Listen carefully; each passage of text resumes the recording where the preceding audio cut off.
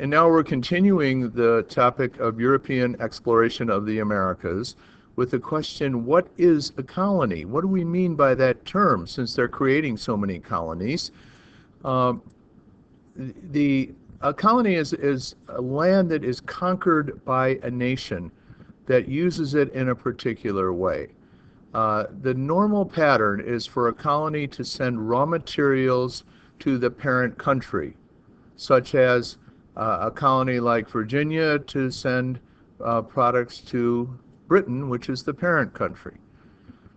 Uh, and then what usually happens is that the parent country turns around, processes those goods that came from the colony, and sends finished products back to the colony, which provides a market for those products. So, for example, let's say that lumber goes from a colony to Britain, and British factories turn that lumber into finished furniture, and then the furniture would be exported back to the colony. Now, this exists all for the economic benefit of the parent country. The point is not to be fair. The point is to benefit the parent country. So if you say, well, this isn't really fair, it's not equal, that's right. That's not what the country wants. Now, there are three kinds of colonies from one perspective. There are slave societies in which a majority of those in the colony are slaves. The Spanish had a number of those, especially in the Caribbean, and they were producing gold and silver, and especially sugar. They were mining for these precious metals, but they were growing sugar. Now, there are also settler societies. The English, had a number of those, such as Virginia or Massachusetts or Pennsylvania or whatever. And they would often produce in North America, they would take advantage of farming. They would produce tobacco or rice or wheat, for example, a cash crop that could be shipped overseas. The third type of colony is a trading society. So, for example, France had a very sparsely populated area called New France, very large area, and their most important product was furs. With the help of Native Americans, they were trapping animals, sending the furs back to France. They were not making heavy use of slave labor. They were not aiming to settle a lot of people there. They were interested in extracting the furs and sending them back to Europe. Now, certain characteristics will tend to produce one or other of these colonies. For example, if there's overpopulation at home, as in Britain, Britain was getting overcrowded, it would be logical that they would want settlers to go to these colonies. So that would produce settler colonies. If there's overpopulation at home, that doesn't meet up so much with slave colonies, since they're bringing the slaves in from elsewhere. And for trading colonies, that doesn't match up with overpopulation at home either. Okay, now let's look at another characteristic. Which of these colonies had extremely harsh living conditions? Well, I think you could guess this one. It would be slave colonies. Settler colonies could sometimes have that, but not always, because if they needed to attract settlers to come voluntarily to the colonies, then the conditions ideally shouldn't be too bad, or they wouldn't get enough people to agree to come. But slaves had no possibility of agreeing to come or not, so often the colonies with the harshest living conditions would be slave societies. And with trading colonies, sometimes the conditions would be harsh. They were primitive conditions, but not always. Okay, let's look at another characteristic, the military strength and the population of colonies. Settler colonies would be the strongest because they would have the most people, and those people would be free to carry weapons. Um, and because there are settlers who come and they have the idea of staying there permanently, they would increase their population by natural increase. Uh, Slave colonies were less strong because they didn't want to, the leaders of the colony would not want to put weapons in the hands of slaves for obvious reasons. Uh, and trading colonies would be the weakest because their population was just small. That was true, for example, of New France, and that was one of the reasons why they lost the major war with Britain, the French and Indian War. Uh, Now, what kind of effect did these colonies have on the natural environment? Well, with settler colonies, it was a large effect. They cleared the land. They, you know, removed trees. They changed the use of the land, and they didn't necessarily respect it. They moved native peoples off of the land in many cases. Slave colonies also had a large effect. Um, they were interested in one thing and one thing and only, and that was growing a large amount of their primary crops, such as sugar. So they were not very easy on the environment either.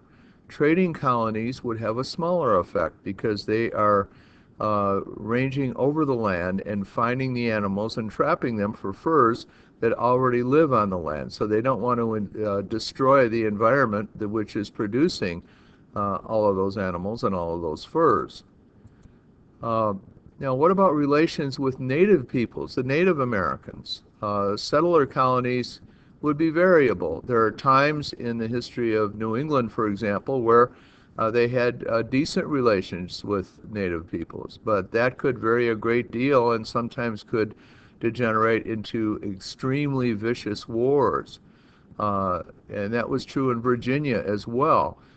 Slave colonies had terrible relations with native peoples. They simply wanted them out of the way. They wanted them moved out so that they could continue to operate with slaves brought in from outside. They often did not make use of native peoples as slaves, or if they did, they shipped them somewhere else. If they tried to enslave people on their own turf, they could escape more easily. They knew the countryside, and they would have allies among their own members of their own tribe. Trading colonies had the best relations with native peoples. An example of that would be the French in North America. They had to work together with Native Americans and trade furs back and forth. And they didn't bring as many people. They didn't do as much agriculture, so they didn't change the land as much, and therefore they tended to have better relations. Now, we've talked in part one of this video about why colonization happened when it did. I'd like to apply that to English colonization. This gets started more than 2 centuries after Columbus's first voyage. So the question is, why did the English sail for North America then? Well, for one thing, Spain made it very difficult before 1588. In 1588, there was a major event, the defeat of the Spanish Armada, an enormous fleet of Spanish ships headed for England to try to conquer it, take it over, return it to Catholicism. But the Armada was defeated in 1588, and that gave the British much more access to the seas and better ability to travel back and forth to a colony and not only settle it, but maintain it and trade with it. Earlier in England, in the 16th century, there was religious conflict around Henry VIII and the Protestant Reformation there. And by the 17th century, there was growing overpopulation in England. We've talked about this a bit, that this was a motivation to settle colonies in the New World so that they could relieve some of the overcrowding of their cities, especially London. Now, there was also growing economic prosperity in Britain, and they wanted more raw materials and they wanted new markets for their finished goods. So those factors help to explain why the English moved out to North America when they did. They also wanted a Northwest Passage, which didn't exist. It was a way to get through North America in the north to the Pacific and ultimately to Asia. That was just a pipe dream of theirs. There was no such thing. If there is one developing now, it's only because of global warming, and that will not be good news. They also wanted bases from which they could attack and compete with Spain and Spanish colonies. Okay, now there's a pattern that goes on here. Sugar was a major product of colonization of the Western Hemisphere, especially on the part of the Spanish in the Caribbean. And it's important to realize that the pattern of growing sugar was already established in the Mediterranean Sea on islands like Crete and Cyprus and Sicily. And then it migrated westward to places like the Canary Islands and Madeira, and down here to Sao Tome, which was a Portuguese-controlled island off the coast of West Africa. So these areas represented by the circles here are areas where sugar cultivation moved westward. Islands were especially good for sugar because it's virtually impossible to escape from an island if you're a slave, and sugar was very often grown with slave labor. Now, this introduces the topic of the transatlantic slave trade, and this gives you an idea of where huge numbers of African slaves came from when they were taken to the New World. And here is where they went. The larger the circle, the more slaves went there. You'll see that despite all the attention given to slavery in the United States, or what would become the United States, the majority of slaves went to either the Caribbean or to South America. Brazil was the single largest receiver of slaves. In North America, over time, living conditions got to be better, so the slaves that were taken there would reproduce naturally, and by the Civil War, there were about 4 million slaves in the United States. So these are the numbers of where these slaves came. Now,